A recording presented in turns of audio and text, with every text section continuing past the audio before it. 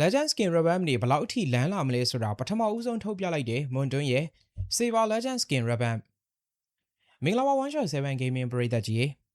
ဒီနေ့မှာတော့ပရိသတ်တွေကိုပြောပြပေးချင်တာက Saber ရဲ့ Legend Skin Rebam က Official Server ကိုရောက်လာပြီဆိုတဲ့အကြောင်းပါဒီအကြောင်းနဲ့ပတ်သက်ပြီးတော့ပြောရမယ်ဆိုရင်အလူကဲရဲ့ Legend Skin ကပထမဦးဆုံး Rebam ထွက်လာမယ်လို့အားလုံးကထင်ခဲ့ကြတာပါကျွန်တော်ကိုယ်တိုင်လည်းအဲ့လိုပဲတွက်ထားတာဖြစ်ပါတယ်ဒါပေမဲ့ Saber Legend Skin ကသာ Official Server ကိုအရင်ဆုံးရောက်လာခဲ့ပါတယ်ဘလို့ပုံစံမျိုးတွေနဲ့ရောက်လာပြီးတော့ဘလောက်မိုက်တဲ့ပုံစံမျိုးများဖြစ်မလဲဆိုတာအတူတူကြည့်ကြရအောင်ပါ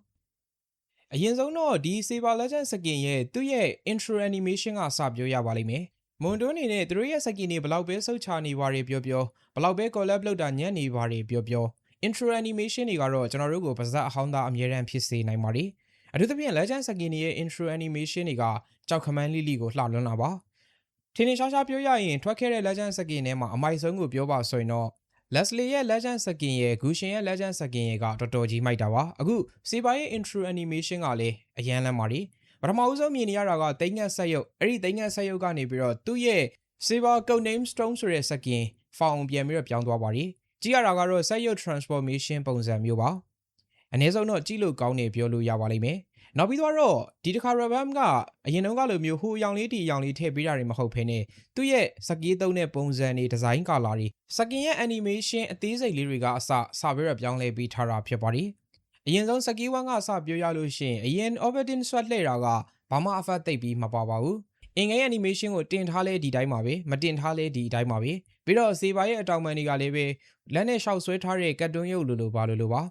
Rebam လိုက်တဲ့စကင်မှာကျတော့အဲ့လိုမဟုတ်ပါဘူးသူကအဲ့ဒီစက်ကြာတွေဆွဲထုတ်လိုက်တဲ့အခါမှာ Saber Skin ရဲ့အယောင်တွေကတစ်စိတ်တစ်ပိုင်းဖြစ်တဲ့ခရမ်းရောင်နုနုလေးတွေကအဲ့ဒီစက်ကြာတွေမှာပတ်ပြေးနေမယ်ပြီးတော့မိုက်တဲ့အချက်ကသူ့ရဲ့အတောင်ပံတွေက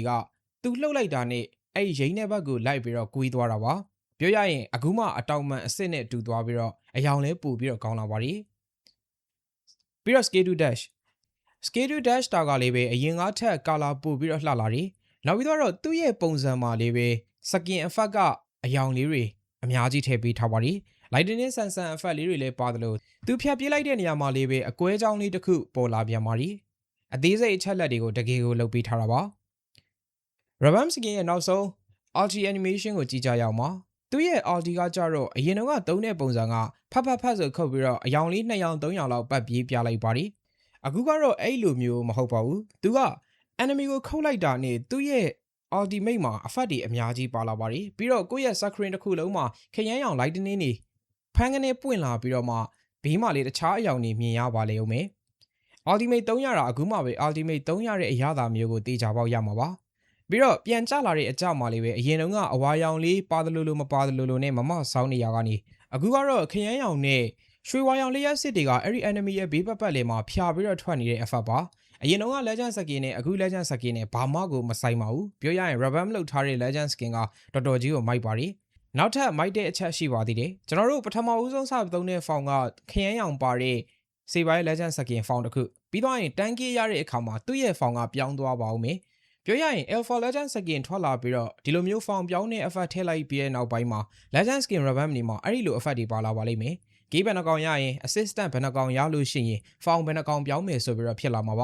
နောက်ပိုင်း font တစ်ခုကနေပြီးတော့ font 3ခုတောင်မှဖြစ်လာနိုင်ပါလိလောလောဆယ်မှာတော့မွန်တွန်းကချပြထားတဲ့ Skin Animation font ပြောင်းတဲ့ effect ကတော့ဂေး10ကောင်ပြည့်သွားရင် Saber မှာအယောင်နောက်တစ်ယောင်ထပ်ပြောင်းသွားပါမယ်သူကတော့အနီရောင်များပါလိ effect တွေကလည်းပဲအဲ့ဒီအချိန်မှာအကုန်လုံးအနီရောင်အဖြစ်ကိုပြန်ပြောင်းသွားမှာပါပထမတော့ကသုံးခဲ့တဲ့ Skin effect တွေကပဲခရမ်းရောင်အစားလိမ်မော်ရောင်နဲ့အနီရောင်ဆက်ထားတဲ့အယောင်ခက်လန်းလေးကိုတွေ့ရပါလိမ့်မယ်Saber Skin ကြီးကိုမှားယွင်းပြီးတော့ယူထားမိတဲ့သူတွေပဲဖြစ်ဖြစ်ကိုကကြိုက်လို့ဆိုပြီးတော့ယူထားပြီး effect သိမ့်မလားလို့စိတ်ဆင်းရဲနေတဲ့သူတွေပဲဖြစ်ဖြစ်မတာဝင်နေတဲ့အချိန်ကိုင်းလိုကောင်းနေမဲ့ hero တကောင် roaming ကစားမလားဂျန်ဂလာကစားမလားကစားလို့ရတဲ့အချိန်မှာဒီလိုမျိုး Skin Rebam ကြီးထုတ်ပေးတာကတကယ်မိုက်ပါရီအဲ့တော့ Saber Skin ရှိထားတဲ့သူတွေကိုင်းနေပါရီတော်တော်လေးလှပါရီကိုက carry အများကြီးရတယ်ဆိုရင်နောက်ပိုင်းမှာ enemy ကမြင်လိုက်တာနဲ့ရှိန်သွားစီလောက်မဲ့အထာခက်လန်းလေးနဲ့လေပရိသတ်တွေကစားလို့ရပါသေးတယ်နောက်ထပ်လည်း Legend Skin Rebam တွေကလာအောင်မှာပါတကယ်လို့ဒီကောင်ကြီးကလှရဲဆိုပြီးတော့မကြိုက်ဖဲနဲ့ဝေထားမဲ့အစားနည်းနည်းလေးထပ်ဆောက်ပြီးတော့အလူက Legend Skin Rebam အပါဝင်တခြား Skin Rebam တွေကိုစောင့်လိုက်ပါအကျိုးရှိပါလိမ့်မယ်ဒီနေ့ဗီဒီယိုလေးကတော့ဒီလောက်ပါပဲအဆုံးထိကြည့်ရှုအားပေးတဲ့အတွက်ကျေးဇူးအများကြီးတင်ပါတယ်ခင်ဗျာ